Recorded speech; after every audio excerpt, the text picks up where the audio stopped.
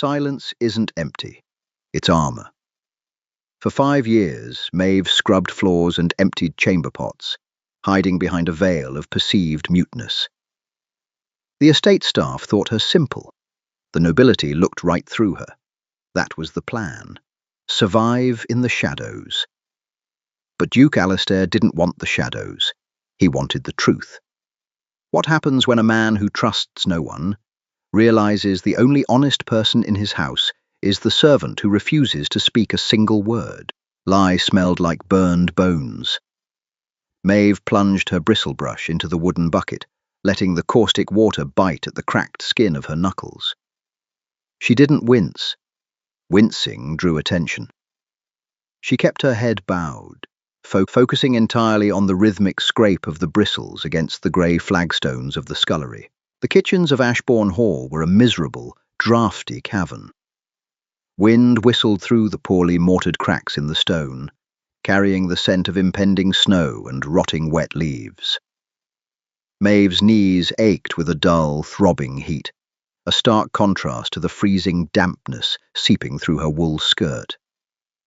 She shifted her weight, ignoring the sharp twinge in her lower back. Survival in a house this old and cruel meant ignoring the body's complaints. It meant making yourself smaller than the furniture. Footsteps clattered down the spiral iron staircase. Heavy, panicked. Mrs. Gable, the head housekeeper, burst into the room, her starched apron askew. Her face, usually a map of pale, pinched lines, was flushed crimson. "He is early," she hissed to the cooks, who immediately dropped their paring knives. "The carriage is at the lower gate. Move, you useless lumps." Maeve didn't stop scrubbing. She let the chaotic symphony of clanging copper pots, shouting undermaids, and slamming pantry doors wash over her. Panic was for those who had something to lose. She had nothing. 5 years ago, she had traded her voice for invisibility. When you do not speak, people assume you cannot hear, or worse, that you cannot think. They talk around you. They treat you like a stray dog, sometimes kicked, occasionally fed, mostly ignored. "You there, the mute." Maeve's brush stopped. She didn't look up immediately. She took a slow, calculated breath, tasting the dust in the air, then turned her head. Mrs. Gable was pointing a trembling finger at her. "Leave the floor. Go to the master's study. The fire is dead, and the boy is too slow. Clear the grate, lay fresh kindling, and light it before he walks through those doors. Go." Maeve stood, wiping her raw hands on her burlap apron. She gave a short, jerky nod. Not subservient enough to be mocking, just blank. She grabbed the ash bucket and the iron shovel, slipping through the servants' corridor like a ghost in heavy, mud-caked boots. The upper floors of Ashbourne Hall smelled entirely different. Here the air was thick with the scent of beeswax, old paper, and stale brandy. The carpet swallowed the sound of her footsteps. She pushed open the heavy oak door to the study. It was freezing inside. Frost crawled up the edges of the leaded glass windows. She knelt by the massive marble fireplace, immediately going to work. The shovel scraped against the stone, scooping up heaps of grey, powdery ash. It coated her hands, settling into the cuts from the lye, stinging sharply. She gritted her teeth. The wood was damp. She tore a piece of discarded newspaper, struck a flint, and coaxed a pathetic, smoking flame to life just as the study door slammed open. The sound bounced off the high ceiling like a gunshot. Maeve froze. Her shoulders tensed, her back rigidly facing the door. "I don't care what the solicitor said," a voice snarled. It was a low baritone, rough around the edges, entirely devoid of the aristocratic drawl she was used to hearing from the visiting lords. It sounded exhausted. "Tell him to liquidate the southern tenant farms. I need the capital, not excuses." "Your Grace, the tenants will starve if I bankrupt this entire estate, holding on to sentimental mud. Get out." A second pair of footsteps hastily retreated. The door clicked shut. Maeve didn't move. She stared at the small, struggling yellow flame, licking at the damp birch bark. Her lungs burned. She needed to breathe, but breathing meant making a sound. Who left this ledger open? The Duke's boots hit the floorboards with heavy, uneven thuds. Alistair Ashbourne. He wasn't supposed to be here until spring. He walked past her, ignoring her entirely, his heavy wool riding coat shedding melting snowflakes onto the Persian rug. Maeve watched his reflection in the dark glass of the window. He was taller than she expected, broad-shouldered but terribly thin, his jawline sharp enough to cut. His dark hair was soaked, plastered to his forehead. He poured a glass of amber liquid from a crystal decanter with a shaking hand. He downed it in one swallow, slammed the glass onto the desk, and ran a hand over his face. He looked up, his eyes catching her reflection in the glass. He turned abruptly. "What are you doing?" he snapped. Maeve blinked. She slowly lowered the iron poker. She looked at the fire, then back at him. "I asked you a question. Are you deaf?" He took a step toward her. The anger in his voice wasn't terrifying. It was brittle. It was the anger of a cornered animal. She didn't cower. That was a mistake, but instinct overrode calculation. She just stared at him, her grey eyes flat, her hands resting calmly on the ash-covered hearth. She felt a bead of sweat roll down her soot-stained neck. "Speak, damn you! Who let you in here?" He raised his voice, the frustration boiling over. He knocked a stack of papers off the desk. They fluttered to the floor like dead birds. Maeve stood up. Her joints popped. She wiped her hands on her apron again, looked directly into his furious, bloodshot eyes, and simply gestured to the smoking fire. Then she pointed to her own throat, shook her head once, and picked up her ash bucket. Alistair stopped. The furious momentum drained out of him in an instant, leaving him looking hollow. He stared at her throat, then up to her face. The silence stretched between them, thick and heavy, broken only by the crackle of the damp wood finally catching fire. "You don't speak," he said, his voice dropping to a harsh whisper. She gave that same jerky nod. He exhaled, a long, shaky breath that smelled of cheap tavern whiskey and cold rain. He rubbed his temples, turning his back to her. "Good. Get out. Leave the papers." Maeve didn't run. She walked to the door, her boots heavy on the carpet, slipping out into the hallway without making a single unnecessary sound. As she pulled the door shut, she glanced back. The Duke of Ashbourne had collapsed into his leather chair, his face buried in his hands, looking entirely defeated by the silence she had just given him. The kitchen gossips tore into the Duke's return like starving dogs on a fresh bone. Maeve sat on a three-legged stool in the corner of the pantry, violently peeling potatoes. The skin sloughed off under the dull knife, dropping into the tin bucket between her knees. It smelled of earth and damp root vegetables. He sacked the estate manager before he even took off his coat. Clara, a scullery maid with perpetually anxious eyes, whispered over a basin of soapy water. Said the man was lining his own pockets. "He's half mad, that one," Mrs. Gable muttered, vigorously drying a porcelain plate. 5 years at war changes a man. They say he didn't sleep in a bed the entire carriage ride from London. Just sat up, staring out the window like a corpse. Maeve dug the tip of her knife into a rotten eye on a potato, twisting it out with a wet snap. She didn't care about his mental state. Nobility had the luxury of madness. Servants only had the luxury of unemployment, which equated to starvation. She tossed the peeled potato into a bowl of cold water. "And you," Mrs. Gable rounded on Maeve, pointing the damp rag at her. "You are to take his meals up and keep the fires lit in his quarters." Maeve's knife paused. She looked up, her brow furrowing slightly. "Don't give me that look. He specifically asked for the mute girl." Mrs. Gable practically spat the words, offended by the breach of household hierarchy. Head maids served the master. Scullery wenches stayed below stairs. Said he couldn't stomach the sound of another idiot asking him if he needed his pillows fluffed. You go in, you put the tray down, you leave. Understand? Maeve nodded, returning to her potatoes. Internal contradictions warring in her chest. Being upstairs meant lighter physical labor, no more lie on her hands. But it also meant proximity. Proximity to a volatile man who drank too much and threw things. She had spent 5 years perfecting the art of being part of the architecture. Now she was being summoned. By the end of the week, a rhythm had established itself. The Duke's quarters smelled of sharp Virginia tobacco, stale ink, and peeling leather. Maeve would enter at dawn, a ghost in grey wool. She would clear the cold ashes, her movements economical and precise, deliberately avoiding the clinking of iron tools. Alistair was usually awake, sitting by the window in an untied linen shirt, a heavy blanket thrown over his legs. He never looked at her. She preferred it that way. It was a Tuesday afternoon when the invisible wall cracked.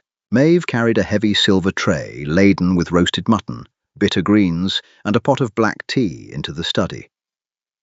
The rain was lashing against the windows, a relentless drumming that made the large room feel claustrophobic. Alistair was at his desk, surrounded by a chaotic sea of ledgers and maps. He was violently crossing out lines of text, his pen scratching against the parchment with a desperate, tearing sound. Maeve set the tray down on the side table. The soft clatter of the teacup against the saucer made him flinch. He dropped the pen. It splattered black ink across the sleeve of his shirt.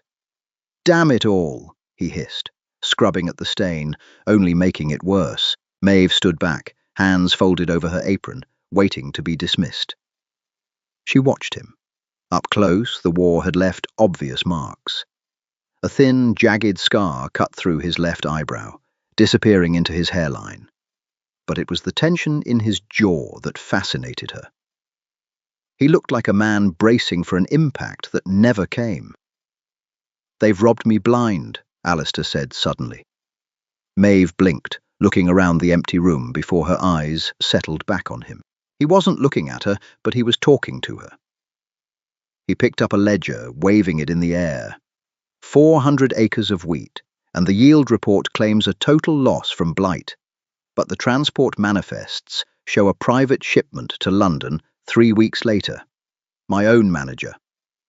He laughed, a harsh, humorless sound. "And they wonder why I don't sleep." Maeve looked at the ledger, then at the cooling mutton. She took a step forward, poured the tea, and pushed the cup toward the edge of the desk. Alistair looked at the cup, then finally up at her. His eyes were a startling pale hazel, ringed with heavy purple exhaustion. "Do you think I'm a fool?" It was a trap. Any servant with a voice would stammer, apologize, and offer placating nonsense. "No, Your Grace. Of course not, Your Grace." Maeve looked at him. She didn't offer a subservient smile. She didn't drop her gaze. She simply tilted her head, her expression entirely neutral, and gave a tiny, almost imperceptible shrug. "Maybe you are. Maybe you aren't." Alistair stared at her. The silence stretched. The rain beat against the glass. Suddenly, a bark of laughter escaped his chest. Real laughter. It sounded rusty, tearing out of his throat. "Honesty," he breathed, leaning back in his chair. "From a woman who can't even speak. God, that's rich." He reached for the tea, his hands steadying. "You know why I kept you up here?" he asked, taking a sip. It was bitter, just how he liked it. Maeve remained still. "Because you don't look at me with pity. The rest of them look at me like I'm a wounded dog that might bite. You just look at me like I'm in your way." He set the cup down. "What is your name?" Maeve reached into her apron pocket. She pulled out a small piece of chalk she used for marking the laundry bins. She stepped up to his massive mahogany desk, ignored his slight flinch of surprise, and wrote on a polished, empty corner of the wood. Maeve. Alistair looked at the crude, dusty white letters. "Maeve," he murmured. He didn't sound angry that she had vandalized his desk. He sounded grounded. Well, Maeve, unless you know how to audit corrupt grain merchants, I suggest you go back to whatever it is you do when you aren't silently judging me. Maeve picked up the empty tray. As she turned to leave, she paused. She looked at the spilled ink on his ledger, then deliberately nudged a piece of blotting paper over the wet mess with her elbow before walking out the door. She didn't look back, but she heard the soft rustle of the paper, and for the first time in 5 years, the corners of her mouth twitched into a reluctant, cynical smile. He was pathetic, furious, and broken, but he was real. And in a house built on lies, that was dangerous. Dust motes danced in the pale shafts of morning light, suspended in the freezing air of the library. Maeve dragged a damp cloth over the mahogany bookshelves, the smell of lemon oil failing to mask the pervasive scent of decaying leather bindings. Her fingers were stiff. The fires in the lower halls had been left unlit again, a petty punishment from Mrs. Gable for Maeve's elevated status upstairs. Alistair sat at the central table. He hadn't shaved in 3 days. Dark stubble shadowed his hollow cheeks, making him look less like a duke and more like a vagrant who had stolen fine clothes. He was rubbing his temples with the heels of his hands, a gesture she was quickly coming to recognize as his default state. Before him sat the estate's master ledger for the year 1812. It was a massive, intimidating tome, bound in cracking pigskin. Maeve wrung out her rag into a tin pail. The dirty water splashed, a dull, flat sound. 9 carry the 2, minus the tariff, Alistair muttered, his voice a gravelly rasp. He scratched out another line furiously. It doesn't make sense. The arithmetic is flawless, but the vaults are empty. He threw the quill down. It snapped, splattering a tiny droplet of ink against his cheek. He didn't notice. He just stared at the page, looking as though he wanted to set it on fire. Maeve picked up her pail. She meant to walk away. It wasn't her problem if the Ashbourne estate crumbled into dust. She had saved exactly 4 shillings in 5 years. When the house fell, she would walk to the coast and vanish. Yet her feet stopped moving when she glanced at the open page as she passed his chair. She paused. Her eyes scanned the neat, sloping handwriting of the former estate manager, a thoroughly unpleasant man named Osgood. The arithmetic was not flawless. Maeve set the pail down on the carpet. She stepped closer to Alistair's shoulder. He smelled like stale wine and unwashed wool, a deeply human, unpleasant combination. He stiffened as she approached, but didn't push her away. She pointed a raw, red finger at a column of figures detailing the sale of timber from the northern ridge. "What?" he snapped, his patience fraying. "I've checked that column 5 times. The addition is correct." Maeve didn't pull her hand back. She tapped the page again, harder this time. Then she slid her finger to the adjacent page, pointing to the tally of felled trees. She looked at him, her grey eyes flat and demanding. Alistair frowned, leaning in to follow her finger. 200 cords of oak, he read aloud. He looked back to the first page. Sold for... Wait. Maeve pulled her piece of chalk from her apron pocket. She didn't bother writing on the desk this time. She drew a sharp line directly onto the expensive parchment of the ledger, connecting the number of felled trees to the gross profit, then wrote a single number in the margin. 400. Alistair inhaled sharply. He stared at the chalk number, then back to the ink. "He priced the oak as pine," Alistair whispered, the realization draining the blood from his face. "Oak fetches double the price per cord.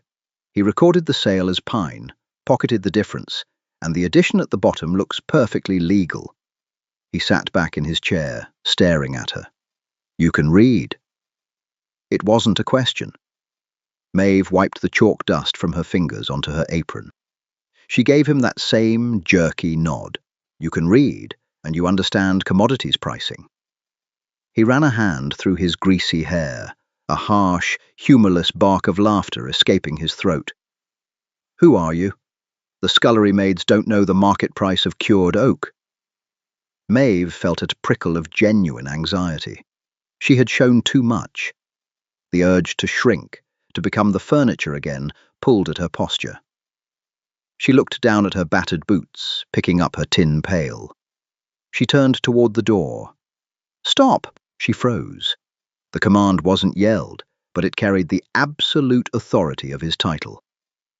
"I won't ask about your past," Alistair said, his voice dropping into a quieter, more dangerous register. "I don't care if you're a runaway thief or a disgraced governess, but I need to know if you can find more of these." He gestured to the ledger. Maeve slowly turned around. He wasn't looking at her like a servant anymore. He was looking at her like a weapon he had just unearthed in a desperate battle. She weighed her options.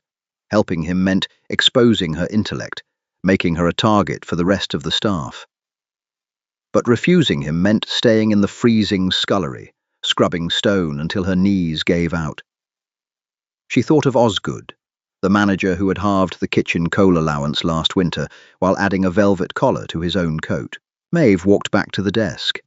She didn't smile. She didn't curtsy. She simply pulled a heavy wooden chair from the corner of the room, dragging its legs across the floorboards with a loud, abrasive scrape. She positioned it across from him, sat down, and pulled the next ledger toward her. Alistair watched her, a strange, feral light igniting in his exhausted eyes. He slid an inkwell and a fresh quill toward her. "No chalk," he said quietly. "Use ink. We are going to bleed Mr. Osgood dry." Rain lashed the study windows for the third day in a row, trapping the dampness deep inside the stoned walls of Ashbourne Hall. The fire roared in the grate, but the heat couldn't quite reach the corners of the room. Maeve stood by the heavy velvet drapes, holding a silver tray laden with a carafe of water and 2 glasses. She was perfectly still, blending into the shadows. In the centre of the room, Alistair paced. He wore a crisp black broadcloth coat today, his boots polished to a high shine. He looked every inch the Duke, a stark contrast to the ragged man from 2 days prior. But Maeve, watching from the periphery, noticed the rigid tension in his shoulders and the way his left hand repeatedly clenched and unclenched at his side. The heavy oak doors swung open. Mr. Osgood walked in, bringing the smell of wet wool and cheap floral cologne with him. He was a thick-necked man with a florid face and small, calculating eyes. He didn't even glance at Maeve. To men like Osgood, servants were merely moving fixtures. "Your Grace," Osgood said, offering a shallow bow. "You summoned me. I must admit, the roads from the village are treacherous today." "Sit down, Osgood," Alistair commanded. He didn't stop pacing. Osgood hesitated, clearly thrown by the lack of aristocratic pleasantries, before settling into the leather chair opposite the desk. "I assume this is regarding the quarterly reports. I can assure you, the blight was unprecedented." "I don't care about the wheat," Alistair cut him off, finally stopping behind his desk. He leaned his palms flat against the mahogany. "I care about the timber, the Northern Ridge, specifically." Osgood's ruddy face paled a fraction, but he quickly recovered, plastering on a patronizing smile. "Ah, yes, a shame about the market prices dropping. We barely broke even on the pine." Alistair slowly picked up a piece of paper. It wasn't the heavy parchment of the ledger. It was a rough sheet of butcher's paper Maeve had stolen from the kitchens. On it, written in sharp, precise black ink, were 3 columns of numbers. 200 cords of oak, Alistair read, his voice lethal and calm. "Priced at 6 shillings a cord, not 3, plus the discrepancy in the wool shearing weights from the spring, and the ghost wages paid to 4 stable hands who do not exist." He dropped the paper onto the desk. It landed with a soft, damning slap.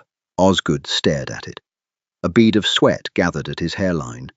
"Your Grace, I don't know who has been filling your head with this nonsense, but these calculations are absurd. I have managed this estate for 10 years. You have bled this estate for 10 years, Alistair roared, the sudden volume making the glass in the window panes rattle. He slammed his fist onto the desk.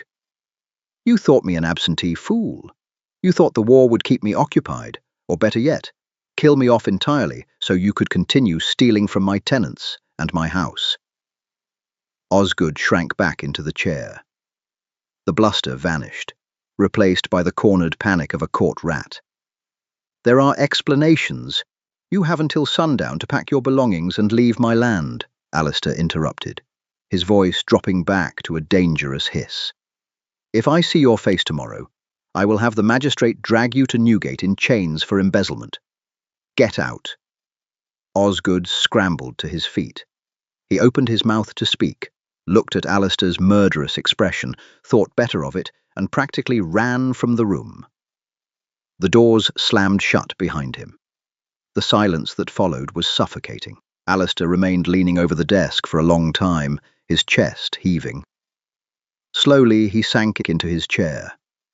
He reached for the crystal decanter of brandy, but his hand was shaking violently. The glass stopper clattered against the rim, completely out of his control. It wasn't anger. Maeve recognized the tremor. She had seen men return from the Peninsular Wars with that same vacant, terrifying shake. The adrenaline of the confrontation had broken, leaving the trauma exposed underneath. He gripped his right wrist with his left hand, trying to force the trembling to stop. But it only made it worse. A choked, frustrated sound tore from his throat. He looked pathetic. He looked entirely broken. Maeve set the silver tray down on the side table. The metallic clink was loud in the quiet room. Alistair flinched, snapping his head toward her as if he had forgotten she was there. Shame flooded his eyes, hot and sharp. "Get out," he rasped, turning his face away to hide the tremor. Maeve didn't move toward the door. She walked directly to the desk. She bypassed the brandy. She reached for his trembling hand, the one clutched tight around his own wrist. Her hands were rough, calloused, and freezing cold. She pried his fingers loose with surprising strength, ignoring his instinctive resistance. Alistair froze, shocked by the physical contact. No one touched him. Servants shrank away. Peers kept a polite distance. Maeve didn't look at his face. She kept her eyes focused on his hand. She pressed his palm flat against the solid, immovable wood of the mahogany desk. Then she placed her own scarred red hand over his, pressing down hard, grounding him, pinning the tremor to the heavy wood. They stayed like that, the only sound the crackle of the fire and the rain on the glass. Slowly, agonizingly, the violent shaking began to subside, absorbed by the solid weight of the desk and the cold, unyielding pressure of her hand. Alistair exhaled a long, shuddering breath. He looked down at their joined hands. The contrast was stark, his pale, aristocratic skin beneath her rough, bruised knuckles. Maeve didn't offer a pitying look. She simply removed her hand once the tremor had stopped, picked up the glass of plain, cold water from her tray, and set it firmly in front of him. She turned and walked back to her place by the shadows of the drapes, resuming her silent vigil. She didn't need to speak. The heavy, lingering silence between them was no longer an empty void. It was an anchor. Melted tallow smelled of burning fat and poverty. Maeve watched the cheap candle gutter in the brass holder, the flames snapping as it consumed a pocket of air. The expensive beeswax tapers had run out 3 days ago. Alistair hadn't noticed. He hadn't noticed much outside the perimeter of his massive mahogany desk since they began the audit. 2 weeks had passed since Osgood's chaotic departure. In that time, the master's study had devolved into a paper-lined bunker. Maeve's life had fractured into 2 distinct realities. Below stairs, she was still the mute pariah. The kitchen staff whispered louder now, their glances sharp with suspicion. Mrs. Gable cornered her by the washing vats one evening, gripping Maeve's elbow with punishing force. "You think you are safe up there with a madman," the housekeeper had hissed, her breath sour with rotting teeth. "When he breaks, he will break you with him, and I won't take you back in my kitchens." Maeve had simply stared at the woman's gripping hand, until Mrs. Gable, unnerved by the total lack of fear in the girl's grey eyes, let go. Upstairs was different. Upstairs, the heavy silence was no longer a cage. It was a canvas. It was past midnight. The fire had burned down to glowing, pulsing embers. Maeve sat at the small table near the window, her back aching from the rigid, straight-backed wooden chair. Her hands were slowly healing. The deep, raw fissures caused by the lye soap were closing into pink scars. Instead of ash and caustic water, the pads of her fingers were permanently stained with black iron gall ink. She dragged a steel nib across a piece of scrap paper, copying a list of grain yields from the previous autumn. Her handwriting was sharp, economical, and precise. Across the room, Alistair groaned. He rubbed his eyes, leaning back until his chair creaked in protest. He looked terrible. The shadows beneath his eyes were the colour of bruised plums, and his linen shirt was hopelessly wrinkled. Yet the violent, unpredictable edge of his anger had dulled. The work was grinding him down, but it was also giving him a target. "Look at this," he mumbled, tossing a leather-bound book onto her table. It slid, knocking over her dry inkwell. Maeve caught the bottle before it rolled off the edge. She looked up, her expression flat, communicating a very clear reprimand for his carelessness. Alistair actually offered a tired, half-apologetic grimace. "My apologies. Page 42, the blacksmith's ledger." Maeve opened the book. She scanned the columns, iron nails, horseshoes, wagon wheel rims. She traced the numbers with a stained finger, comparing them to the estate budget she had memorized 3 days ago. She tapped the final sum, then picked up her pen, dipping it in ink. On her scrap paper she wrote, "Overcharged by 40%. The smith is splitting the excess with someone." She slid the paper across the table. Alistair read it. He didn't explode. He just nodded slowly, a dark, cynical smile pulling at the corner of his mouth. "Osgood's shadow is long. We'll need to audit the village merchants next." He stood up, stretching his long legs, and walked over to her small table. He didn't hover behind her.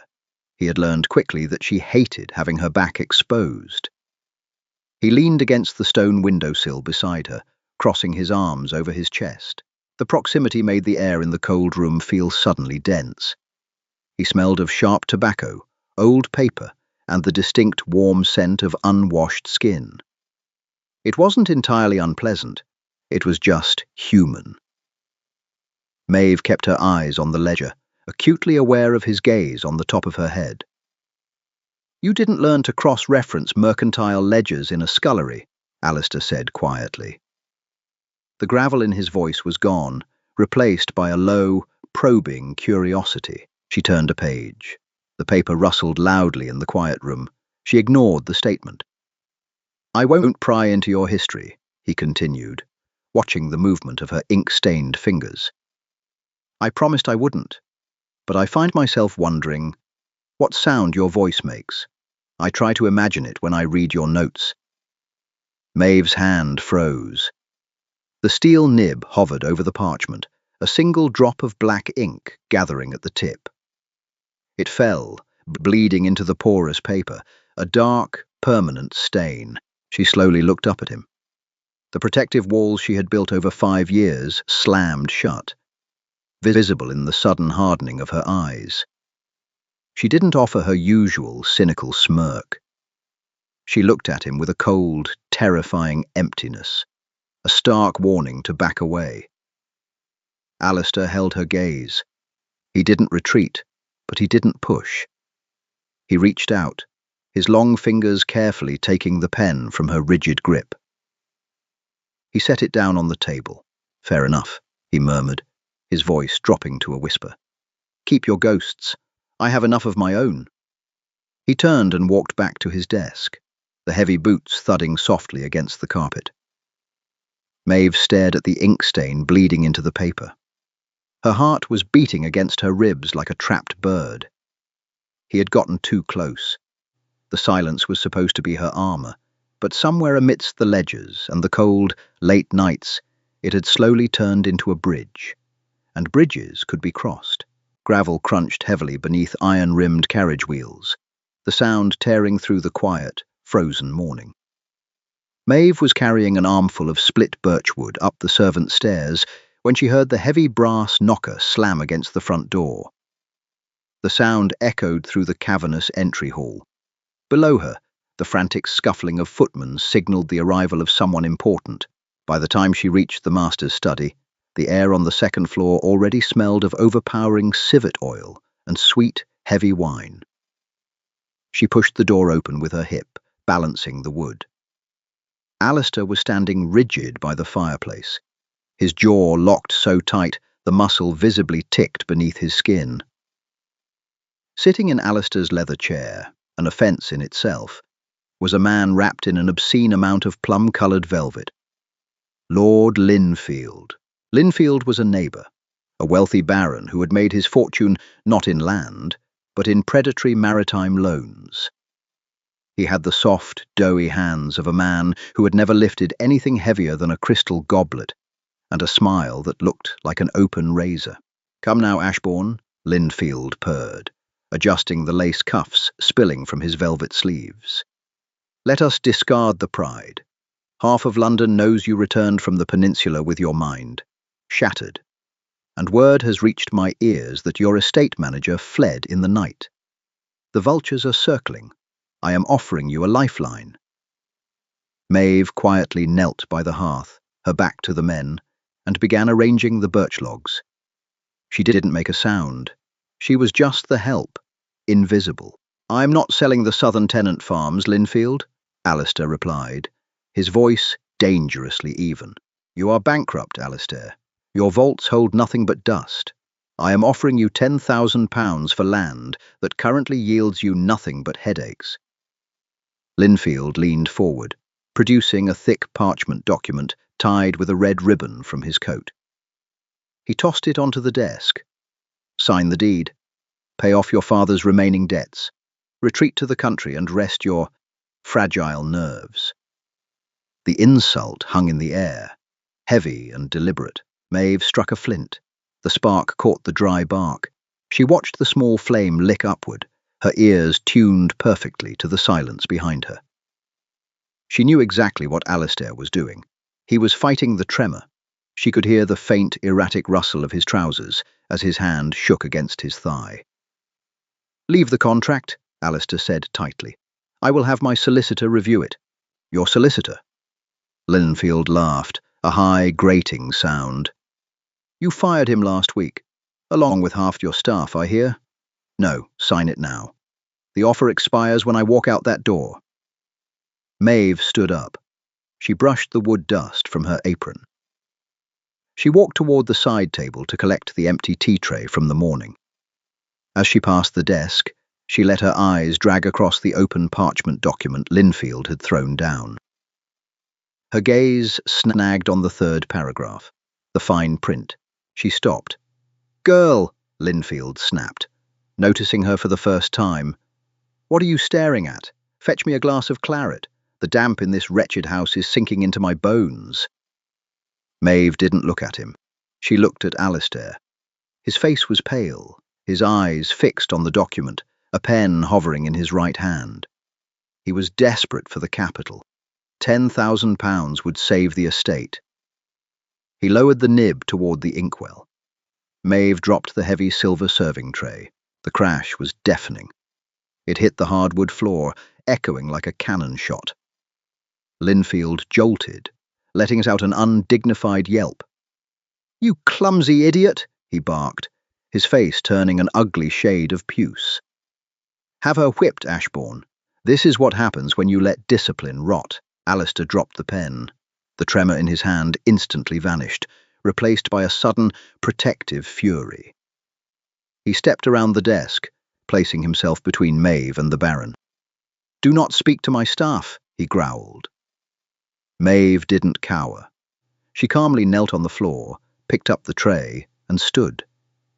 She walked directly to the desk, ignoring both men. She pointed her raw, scarred finger dead center onto the parchment. "Get her away from there." Linfield stood up, genuinely outraged. Alistair looked down at where her finger rested. He frowned, leaning in to read the block of tiny, dense script she was pressing her nail into. The silence in the room stretched, taut as a bowstring. Alistair's eyes widened slightly. He read it again. Slowly he straightened up. The anger drained out of him, replaced by a cold, calculating calm that was far more terrifying.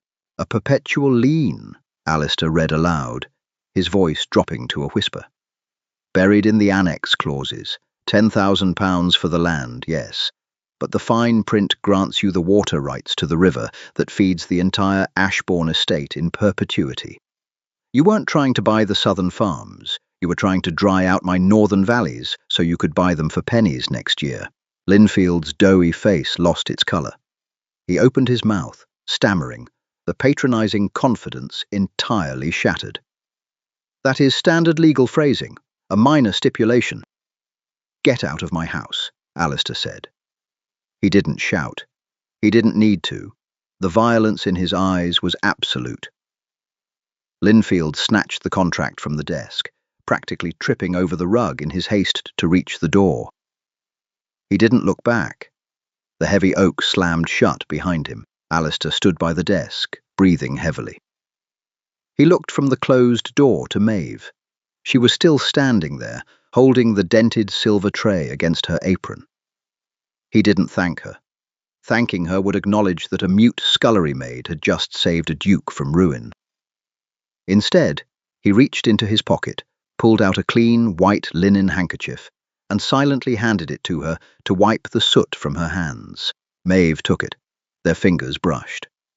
For the first time, she didn't pull away. Frost crept up the scullery windows like spreading bone, thick and opaque. Maeve stood over the wooden washboards, her hands plunged into steaming, soapy water. She wasn't scrubbing pots today. She was meticulously working a bar of yellow lye soap over a small square of fine white linen. The handkerchief. It had been 3 weeks since the incident with Lord Linfield. Alistair hadn't asked for the cloth back, and she hadn't offered it. Washing it had become a ritual, a secret indulgence in the freezing, hostile territory below stairs. The monogrammed A in the corner was embroidered with silk thread. It felt foreign against her calloused, blistered fingers. "Think you're a lady now, do you?" Maeve didn't flinch. She kept scrubbing. Mrs. Gable stepped into her peripheral vision, flanked by 2 of the older kitchen maids. The housekeeper's face was pinched tight with malice. The power dynamic in Ashbourne Hall had fundamentally shifted, and the staff felt it. The Duke no longer threw plates or shouted at the shadows. He spent his days locked in the study with the mute girl, restructuring the estate's debts with ruthless precision. To the staff, Maeve was no longer a pitiable creature. She was a threat. "Washing his personal linens," Mrs. Gable sneered, stepping closer. She reeked of cheap gin and boiled cabbage. "I saw you pocket it. A thief, on top of being a half-wit." The housekeeper lunged, her bony fingers snatching at the wet handkerchief. Maeve reacted on pure animal instinct. She didn't shrink back. She didn't cower. She grabbed Mrs. Gable's wrist with her left hand, her grip iron-hard from years of hauling coal, and twisted sharply. With her right hand, she pulled the linen to her chest. Mrs. Gable let out a shocked, pained gasp, her knees buckling slightly. The other maids gasped, stepping back. Maeve held the woman's wrist for 3 agonizing seconds. Her grey eyes were utterly dead, promising violence if pushed further. She didn't need a voice to articulate a threat. The message was perfectly clear. "Touch me again, and I will break this." She released the wrist, picked up her wet linen, and walked out of the scullery without a backward glance. Upstairs, the atmosphere was entirely different. The study was warm, smelling of cedarwood and roasting apples from the hearth. Alistair was standing by the window, watching the heavy snow bury the courtyard. He looked better. The bruised exhaustion around his eyes had faded, replaced by a sharp, focused intensity. He wore a heavy wool sweater instead of a tailored coat, the sleeves pushed up to reveal forearms scarred by shrapnel. Maeve entered quietly, carrying a fresh stack of audited ledgers. She set them on his desk and moved to her small table in the corner. "Leave them," Alistair said. He didn't turn around. "The snow has blocked the southern pass. No mail will leave or arrive for a week. The ledgers can wait." Maeve paused. She looked at her empty table, then back at him. Unstructured time was dangerous. Work was the buffer between them. He finally turned, leaning against the cold glass. "Sit by the fire, Maeve. Your hands are blue." She hesitated, then walked to the leather armchair opposite the hearth. She sat stiffly on the very edge of the cushion, her posture rigid. She pulled the damp linen handkerchief from her pocket and spread it over her knee to dry in the heat. Alistair watched the movement. His eyes lingered on the white cloth, a flicker of recognition crossing his features. He didn't comment on it. Instead, he walked over and sat in the chair opposite hers. "When I was in Spain," he began, his voice low, lacking its usual commanding edge. "The silence after an artillery barrage was the worst part. You would lie in the mud, unable to hear anything because your eardrums were blown, just waiting to see who would stand up." Maeve looked at the fire. The flames cast dancing, jagged shadows across her face. "I thought I wanted that silence when I came back," he continued, leaning forward, resting his elbows on his knees. "I thought if everyone just stopped talking, the memories would stop echoing." He looked at her, his hazel eyes stripping away the last of his aristocratic armor. "I was wrong. The silence here was driving me mad. Until you." Maeve gripped the armrests. Her chest tightened. "You don't placate me," Alistair said softly. "You don't lie. You just exist. And it is the most anchoring thing I have ever felt." He reached across the space between them. He didn't touch her, but his hand hovered over hers. "I don't care where you came from, but I know you can speak. The doctor who examined you 5 years ago noted there was no physical damage to your throat. It is a choice." Panic, cold and sharp, spiked in Maeve's blood. "I won't ask for your secrets," he whispered, his voice cracking with a sudden, raw desperation. "Just say my name. Just one word, Maeve. Please, let me hear you." The plea wasn't a command. It was a man starving for a human connection, begging for a crumb. Maeve's throat convulsed. The muscles dormant for half a decade spasmed violently. She remembered the last time she had spoken. The screams, the fire, the men who had dragged her father away because she had dared to shout for help. Her voice had brought only ruin. Silence was survival. She looked at Alistair's pleading, exhausted eyes. She opened her mouth. Her lips trembled. A breath pushed past her vocal cords, but the sound died before it could form. The terror was too deep. Tears of pure frustration welled in her eyes. She snapped her mouth shut, stood up so fast the chair rocked backward, and fled the room, leaving the dry handkerchief abandoned on the leather cushion. Fever smells like old copper and sour breath. Maeve pushed open the study door at dawn, carrying the morning tea, and immediately dropped the tray. The china shattered against the hardwood, a harsh, chaotic noise that barely registered over the sound of ragged, wet breathing. Alistair was on the floor. He lay twisted halfway beneath his heavy oak desk, his fingers dug into the Persian rug. He was shivering so violently his teeth clicked together. Yet his skin, visible where his shirt had torn open at the collar, was flushed a dark, angry red. Maeve dropped to her knees beside him. She grabbed his shoulder, rolling him onto his back. His skin was radiating heat like a furnace. The old war wounds, the jagged scar on his forehead, and the deep shrapnel gouge on his ribs were raised and inflamed. "Water," she mouthed to the empty room, her mind racing. She scrambled up and sprinted into the corridor. "Fetch Dr. Caldwell." She violently shoved Clara, the passing scullery maid, gesturing frantically downstairs. Clara stared, paralyzed by the wild, desperate look in the mute girl's eyes. Maeve grabbed the maid by the apron strings, shook her once, hard, and pointed to the front doors. Clara finally shrieked and ran. By the time the physician arrived, an hour had passed. Maeve had managed to drag Alistair onto the settee near the fire, stripping him of his heavy, sweat-soaked wool coat. She was bathing his face and chest with rags soaked in ice water from the wash basin. Dr. Caldwell, a portly man who reeked of stale pipe tobacco, took one look at the thrashing, delirious Duke and took a step back toward the door. "Camp fever," the doctor muttered, wiping his brow. "Or an infection of the old wounds. He is too strong. If I bleed him, he will fight me, and I could sever an artery. The staff must hold him down." Maeve stood up. She stared at the doctor, her expression a mask of pure contempt. Hold him down. Alistair was fighting phantom soldiers in his mind. Pinning him would only break his mind completely. She pointed a rigid finger at the door. "Get out. Now see here, girl." Maeve grabbed the heavy iron fire poker from the hearth.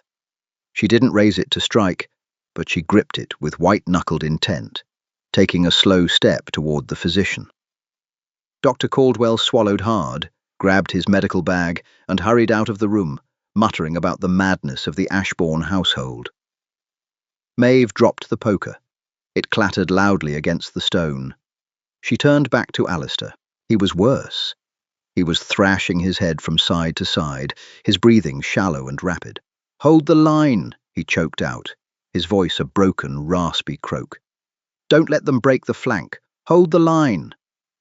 He lunged upward, his eyes wide and unseeing, his hands grasping blindly. Maeve caught his wrists. He was terrifyingly strong in his delirium, but she anchored her weight against his chest, forcing him gently but firmly back down against the cushions. She threw her leg over his thighs to pin him, wrapping her arms around his torso to keep him from tearing his own stitches open. "Get down!" he screamed, fighting her grip. "Incoming! Get down!" She pressed her face against his burning neck, trapping his flailing arms beneath hers. She held him. She let him fight her, absorbing the violent, terrifying energy of his flashbacks, her own muscles burning from the exertion. "They're gone," he sobbed suddenly, the fight draining out of him, leaving a hollow, weeping shell. "They're all gone. I'm the only one left." He went limp beneath her. The sudden stillness was more frightening than the thrashing. Maeve carefully shifted her weight, releasing his arms. She took the frozen rag and pressed it against his blazing forehead. Alistair's eyes fluttered open. They were glassy, entirely out of focus. He stared up at the ceiling, then slowly dragged his gaze to her face. He didn't seem to recognize her as the servant. He just saw a human presence in the dark void of his fever. He reached up, his trembling hand cupping the side of her face. His thumb brushed over her cheekbone, smearing a streak of soot. "Am I dead?" he whispered, his voice barely a breath. "Is this the end of it?" Maeve shook her head frantically. She pressed her cold hand over his burning one, holding it against her cheek. "Please," Alistair begged, tears slipping from the corners of his eyes, cutting through the sweat on his temples. "The silence is so loud. It's so dark here. Please, just tell me I'm alive. Just tell me I'm not in the mud anymore." He wasn't asking for the mute servant to speak. He was a dying man, begging a ghost for proof of life. Maeve stared down at him. The protective walls inside her, the iron cage she had built around her vocal cords to survive the cruelty of the world, began to crack. She felt the violent, terrifying pressure of 5 years of unsaid words pressing against her throat. The fear of what her voice had cost her in the past warred against the desperate, dying plea of the man beneath her. She closed her eyes. The internal contradiction ripped through her chest. A physical pain sharper than any lie burn. She opened her mouth. The muscles in her throat seized, refusing to obey. She forced air past the barricade. It tasted like ash and copper. You! The sound was hideous. It was a dry, broken scrape, like two stones grinding together. It didn't sound human. It sounded like an animal dying. Alistair's breath hitched. His glassy eyes widened, locking onto her face. Maeve swallowed dryly, tears freely falling now, dropping onto his flushed cheeks. She tried again, forcing the sound out through sheer, agonizing willpower. You are here. The words tore her throat, raw and deeply flawed, cracking on every vowel. But they were words.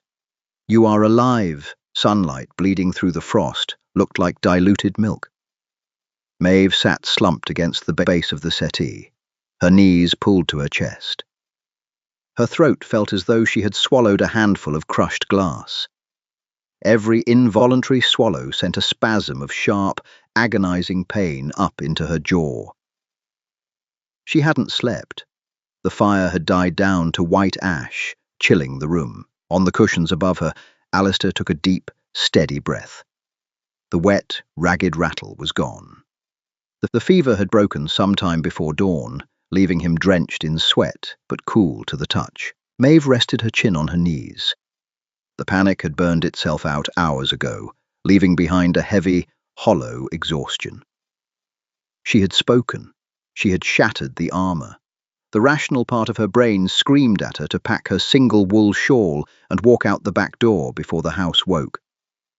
A speaking servant was a target, a servant who knew the Duke's financial secrets and had seen him weep in delirium was a liability. Alistair shifted. The leather creaked. Water! The word was a dry husk. Maeve didn't hesitate. Habit overrode fear. She stood up, her joints popping in the quiet room, and poured water from the pitcher into a clean glass. She walked over and knelt beside him, slipping her hand behind his neck to support his head. He drank greedily, water spilling over his cracked lips and running down his chin. He fell back against the pillows, his eyes closed. "Thank you," he rasped. Maeve set the glass down. She turned to leave. "I didn't dream it." She stopped. Her boots felt suddenly glued to the floorboards. Alistair opened his eyes. They were completely clear now, exhausted, sunken but devoid of the fever's madness. He stared at her back. "You spoke. I remember the sound of it, like tearing canvas." Maeve didn't turn around. She gripped the edge of her burlap apron. "Don't run away," he said, his voice quiet, devoid of command. It was a request. "Please, Maeve, turn around." She slowly turned. She didn't look at his face. She looked at the brass buttons on his discarded coat lying on the floor. Alistair pushed himself up onto his elbows. The effort made him grimace, his face paling, but he refused to lie back down. "Who did it?" he asked. The question was blunt. It didn't ask why she stopped speaking. It assumed the violence behind the silence. "Who made you believe your voice was a weapon you had to swallow?" Maeve's chest tightened. The urge to stay silent, to retreat into the safe, comfortable void, was intoxicating. But the void felt different now. It felt empty, not protective. She looked up, meeting his hazel eyes. She forced air past the brutal ache in her vocal cords. "Debt collectors." The words scraped out, halting and ugly. "My father argued. I screamed for the watchman." She swallowed, her face twisting in pain. The watchman was paid off. The scream just told them, "We were home." It was the most she had said in half a decade. She stopped, coughing a dry, painful hack into her fist. Alistair absorbed the words. He didn't offer apologies. He didn't offer empty comforts about how she was safe now. He knew better. They both knew the world didn't work like that. You thought speaking brought ruin, he murmured, looking at her rough, ink-stained hands. So you became a ghost. Maeve gave a short, jerky nod. And last night? He asked, his gaze drifting up to her face. Why break it for a madman fighting ghosts on a rug? Maeve looked at him. She saw the scarred, cynical, exhausted Duke who had inherited a rotting house and a pack of thieves. She saw the man who had let her audit his ledgers instead of throwing her back into the scullery. She didn't try to speak again. The pain was too sharp. Instead, she walked over to the desk, picked up the silver inkwell, and brought it to the settee. She set it on the floor, picked up a discarded quill, and wrote on the blank back of a crumpled ledger page, because the ghosts were winning, and you needed a living anchor. She handed him the paper. Alistair read it. A slow, genuine smile broke across his face. It wasn't a gentleman's smile. It was the smile of a survivor recognizing another. He let the paper drop to his lap and looked up at her. I am firing Mrs. Gable today, he said plainly, his voice gaining a fraction of its old strength. And the rest of the sycophants who let Osgood rob me blind. Maeve raised an eyebrow, crossing her arms. I need an estate manager, Alistair continued, leaning his head back against the cushion, his eyes never leaving hers. Someone who understands commodities pricing, isn't afraid of the blacksmith, and doesn't care if I am in a foul mood. Maeve stared at him. A woman, a former scullery maid, running a ducal estate. It was absurd. It was scandalous. It would make them pariahs in the county. They will say I am mad, he added, anticipating her thoughts. They already do. Let them. I would rather be the madman who saved his house than the sane fool who let it burn. He extended his hand toward her. It wasn't shaking anymore. No more hiding, Maeve, for either of us. Speak when you want to, write when it hurts, but do it at my side. Maeve looked at his outstretched hand, the calluses, the ink stains, the scars. It was not a romantic gesture. It was a pact, a partnership forged in lye soap, bad arithmetic, and fever dreams. She uncrossed her arms. She reached out, her rough fingers clasping his. Deal, she rasped, the single word ugly, broken, and entirely perfect. There is no magic cure for trauma, and affection doesn't instantly erase 5 years of brutal survival. Maeve and Alistair didn't ride off into a flawless aristocratic sunset. They stayed to rebuild a broken estate side by side, proving that sometimes the deepest romances are built on shared scars, ink stains, and harsh honesty. If their story moved you, please hit the like button and subscribe to the channel so we can bring you more grounded historical drama. Leave a comment below. What was your favorite moment of their journey? Share this video with someone who appreciates a gritty romance, and we will see you in the next tale.